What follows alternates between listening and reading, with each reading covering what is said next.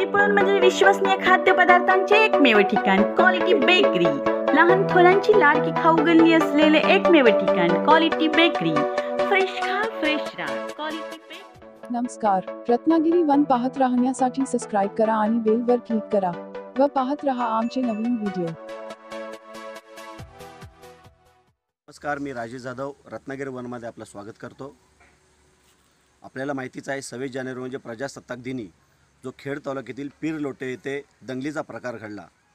तो प्रकार इतका भयानक होता की लोक तिथले भयभीत झाले। तिथे कर्फ्यू ऑर्डर जारी केली पोलीस प्रशासनाने आणि त्याला कारण असं होतं की गोवंश हत्येला विरोध करण्यासाठी काही लोकांनी रास्ता रोको केला 26 जानेवारीला सकाळी 6 वाजल्यापासून आणि त्या रास्ता रोकोचं रूपांतर दंगलीमध्ये झालं।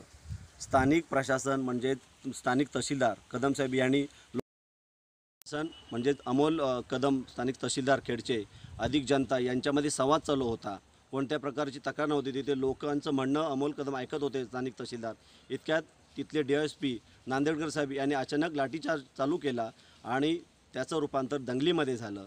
दंगलीचं रूपांतर एवढं भयानक होतं की लोक सळो की पळू झाली, लोक भयभीत झाली। त्यात काही पोलिसांनाही मार पडला, त्याचबरोबर स्थानिक जनतेला म्हणजे जे गोरक्षक होते त्यांनाही मार पडला।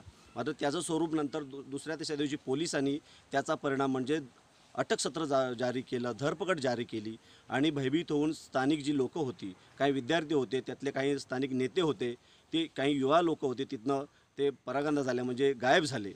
आणि इतके लोक भयभीत झाले तिथे की काही स्त्रिया तर अक्षरशः रडत होत्या। तिथल्या स्थानिक सर्वपक्षीय बैठक त्या पीरलोटे ग्रामपंचायतीमध्ये झाली आणि मग सर्वपक्षीय बैठक होऊन तिथे महिला आल्या। महिलांनी त्यांचं म्हणणं मांडलं की बाबा माझा कोणाचा नवरा गेलेला आहे, कोणाचा भाऊ गेलेला आहे, कोणाचा मुलगा गेलेला आहे।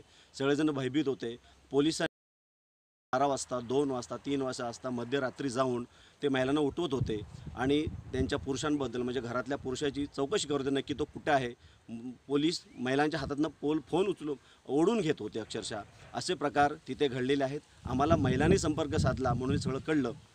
मात्र हे जे अटक सत्र चालू होत असतानाच पोलिसांनी 307 कलम तिथे जारी केलेले आहे आणि हे 307 कलम फार गंभीर असतं आणि याचाच कुठेतरी परिणाम म्हणून स्थानिक जे सर्वपक्षीय बैठक झाली आणि त्यामध्ये इथले शिवसेनेचे जिल्हाप्रमुख माननीय सचिनदादा कदम यांनी त्याचा पुढाकार घेतला।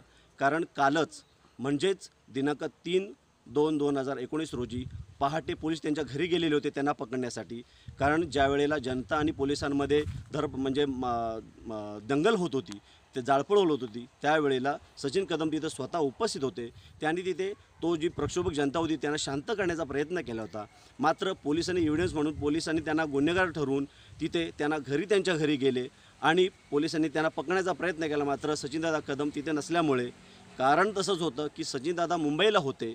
आज जो मूकमोर्चा निघणार होता त्या मूकमोर्चाला पोलिसांनी परमिशन दिलेली नव्हती म्हणून पीर लोटे येथे सर्वपक्षीय बैठक होऊन तिथे जनता हजारोच्या संख्येने आली आणि ते प्रांतांना निवेदन दिलं। मात्र त्याच वेळेला सचिनदादा कदम माननीय गीते साहेब आहेत त्यांच्याबरोबर मुंबईला होते।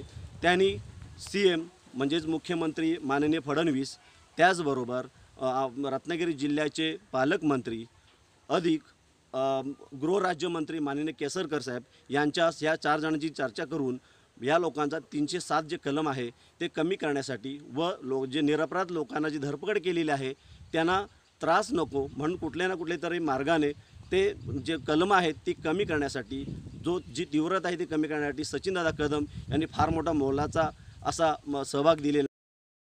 सचिनदादा कदम यांनी CM अधिक गीते साहेब, त्याचबरोबर गृहराज्यमंत्री केसरकर साहेब, त्याचबरोबर इथले रत्नागिरी जिल्ह्याचे पालकमंत्री यांच्या समवेत बैठक घेतली आणि CMनी त्यांना हिरवा कंदील दाखवला की लोकांवर जे गुन्हे आहेत ते शिथिल करण्यात येणार आहेत। त्याचबरोबर जो स्थानिक DSP आहे माननीय नांदेडकर याची 2 दिवसात या रत्नागिरी जिल्ह्यातनं बदली होणार आहे असे CMनी संकेत दिलेले आहेत। तुर्तच आपण इथे थांबणार आहोत। मी राजेश जाधव, रत्नागिरी वन, धन्यवाद।